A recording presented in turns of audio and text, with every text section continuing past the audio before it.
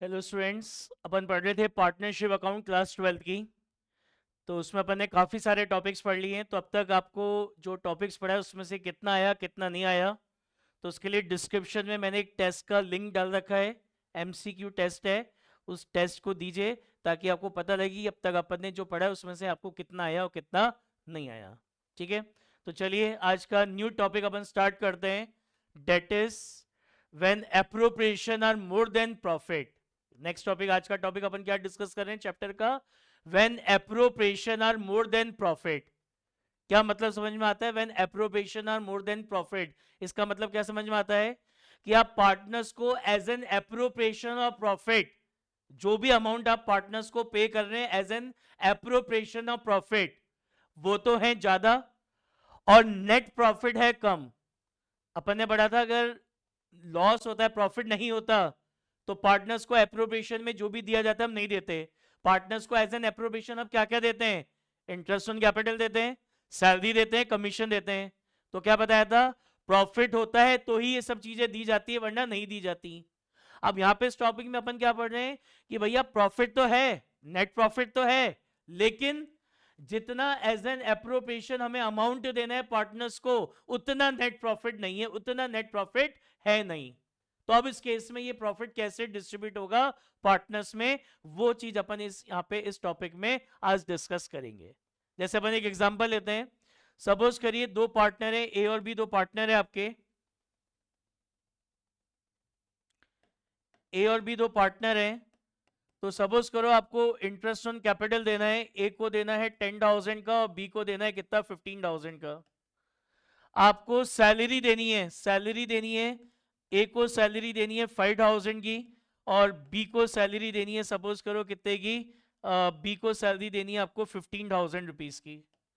ऐसी कमीशन देना है आपको, इसको कमीशन देना है 15,000 का, ए को, बी को नहीं देना कमीशन।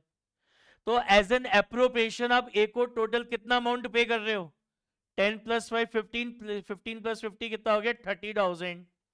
और एज एन एप्रोप्रिएशन हम बी को कितना दे रहे हैं, 15, 15 + 15 30, यानी दोनों को कितना दे रहे हैं मिला के 60,000 दे रहे हैं। अपन को दोनों को एज एन एप्रोप्रिएशन कितना अमाउंट देना है, 60,000।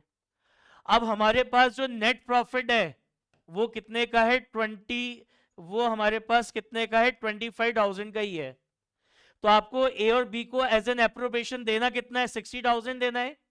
आपके पास नेट प्रॉफिट है तो सही, लेकिन कितना है, 25,000। मतलब जितना एज एन एप्रोप्रिएशन आपको अमाउंट पे करना है उससे कम अमाउंट का नेट प्रॉफिट आपके पास अवेलेबल है।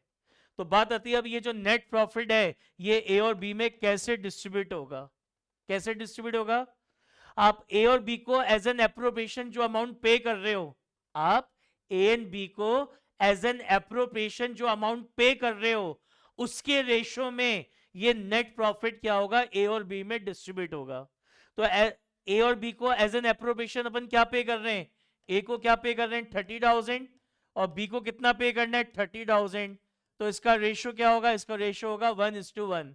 इसका रेशो क्या होगा, 1:1। तो ये जो 25,000 का नेट प्रॉफिट है ये ए और बी में किस रेशो में, जो एज एन एप्रोप्रिएशन है ये जो अमाउंट आप पे कर रहे हैं उसके रेशो में बांट देंगे। तो ए को मिलेगा 12,500 और बी को मिलेगा कितना, 12,500। तो वी कैन से कि जितना नेट प्रॉफिट हमारे पास उतना है उतने ही अमाउंट का हम एप्रोप्रिएशन कर सकते हैं, उससे ज्यादा के अमाउंट का हम एप्रोप्रिएशन नहीं कर सकते हैं।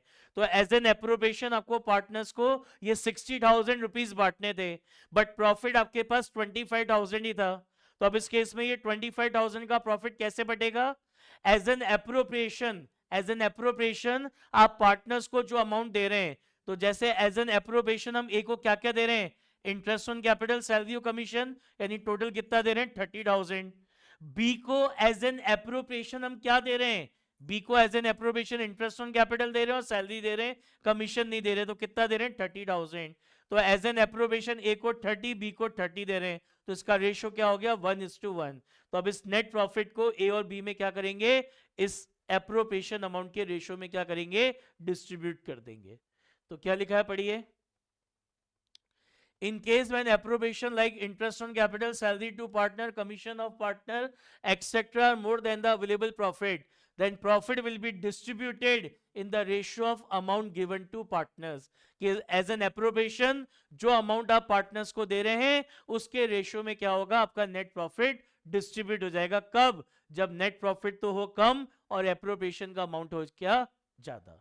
आई बात समझ में? चलिए क्वेश्चन करते हैं, उससे और ज्यादा अच्छे से क्लियर होगा. अपनी डीके गोयल का लेटेस्ट एडिशन का निकालिए, page number 1.115, question number 21.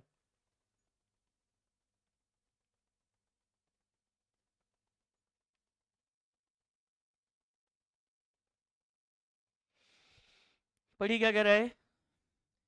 X and Y are partners in a firm sharing profit and losses in the ratio of 3:2 with a capital of 10 lakh and 5 lakh respectively. As per the partnership deed, they are not allowed, they are to be allowed interest on capital 8% per annum. कह रहा है interest on capital देना है दोनों partners को, कितना 8% per annum. जो net profit है for the year ended 31st March 2023 before providing the interest on capital is 45,000. जो इंटरेस्ट ऑन कैपिटल है वो कितने का है, 45,000 का है. कह रहा है show the distribution of profit, profit का डिस्ट्रीब्यूशन शो करना है.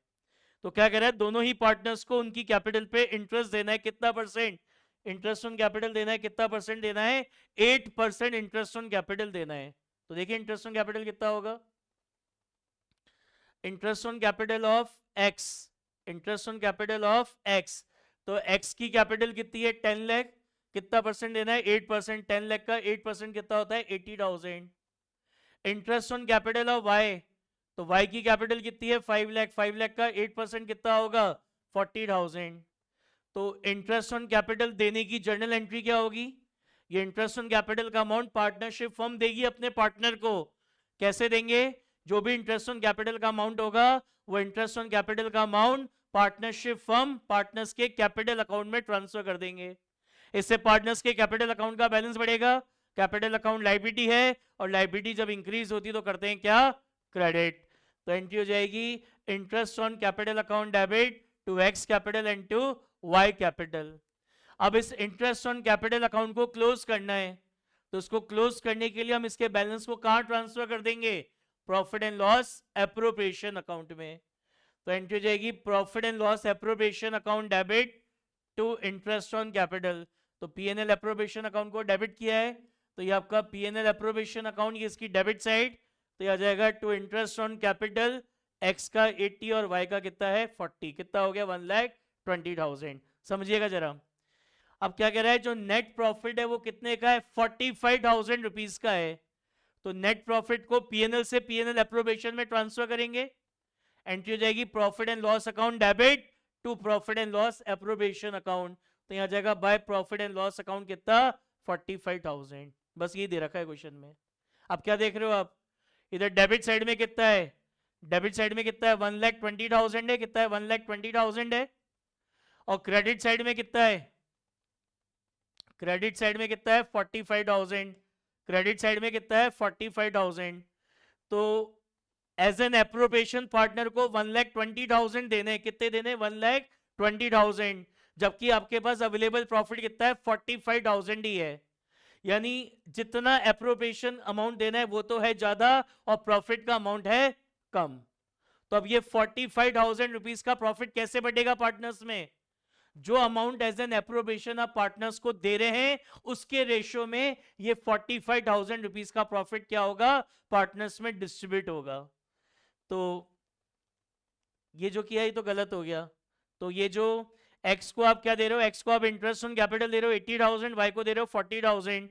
तो 80 और 40 का रेशियो निकालेंगे तो 1,20,000 हो गया. तो ratio of appropriation of profit between X and Y is 80,000 40,000. इसको 80 और 40 दे रहे हो तो एप्रोप्रिएशन अमाउंट का रेशियो क्या हो गया 2:1. क्या हो गया 2:1.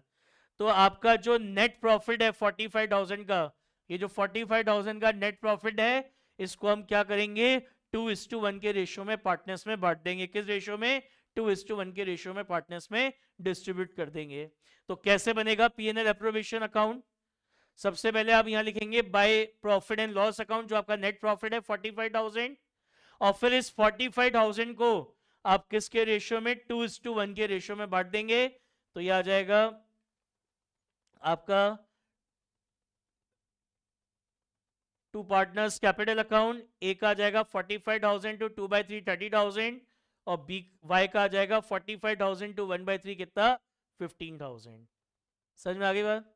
तो अगर एप्रोप्रिएशन अमाउंट हो ज्यादा और नेट प्रॉफिट हो कम, तो उस केस में जो नेट प्रॉफिट होगा इसको पार्टनर्स को एज एन एप्रोप्रिएशन जो अमाउंट आप दे रहे हैं उसके रेशियो में आप उस नेट प्रॉफिट को क्या करेंगे, डिस्ट्रीब्यूट कर देंगे। जैसा यहां पे हुआ कि आपको interest on capital as an appropriation, interest on capital देना था 1,20,000, बट प्रॉफिट आपके पास 45,000 ही था। तो एज एन एप्रोप्रिएशन हम एक्स को दे रहे हैं 80, वाई को दे रहे हैं 40, तो इसका रेशियो क्या हो गया, 2:1। तो इस 45 को अपन ने 2:1 के रेशियो में बांट दिया। समझ में आई बात?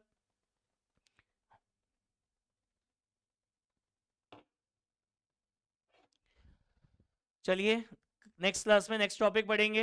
अब आपको जितना समझ में आया उसके लिए जो नीचे टेस्ट है उसको अटेम्प्ट करके देखिए, तो आपको पता लगेगा कि अब तक जो हमने पढ़ा उसमें से हमें कितना समझ में आया और कितना नहीं आया। ठीक है, चलिए ऑल द बेस्ट। कल नेक्स्ट क्लास में आगे के टॉपिक्स कंटिन्यू करते हैं।